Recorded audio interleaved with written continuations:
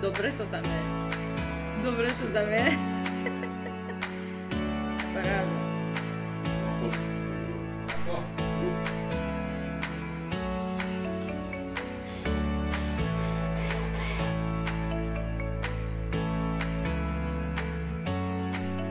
Tak, začali sme to postupne skladať, ten nábytok, je toho naozaj veľa, tých krabíc, jednotlivých kusov, ale je to IKEA, takže to ide celkom rýchlo.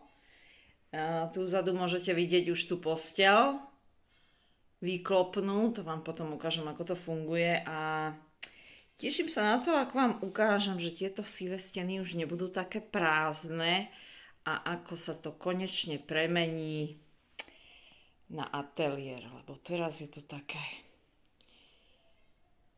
improvizujem a všetko mám všade inde, len nie tu.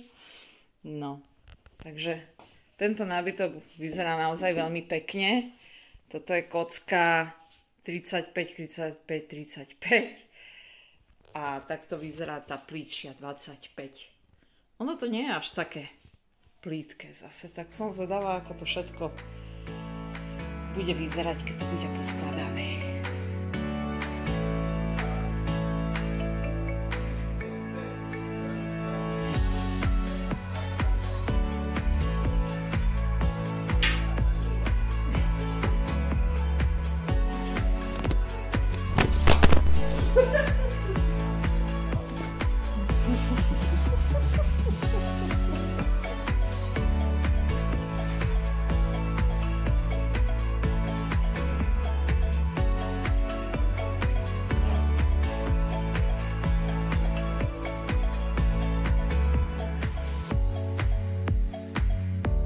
Tak robím trošku poriadok v ateliéri aj vo farbách, keďže sú tu veľké prerábky. Chcela som vám ukázať, že nie je všetko iba červená, žltá, zelená, ale tie farby majú skutočne špecifické názvy, ak sa v tom vyznáte, napríklad crimsonová červená, kadmium červené, magenta, primárna žltá, telová, tu je vermontová zelená, kadmium zelené, tyrkysová tmavá, fandajková hnedá, čiernu používam marsovú, čiernu, to je najtmavšia, používame naozaj minimálne, čiže ak sa vyznáte vo farbách, tak a ak sa nevyznáte, tak treba tie názvy trošku ovládať, lebo tie odtiene, to je naozaj krása. No, takže je tu zatiaľ bordel, ale časom to bude vyzerať super. Uvidíte na videu na YouTube.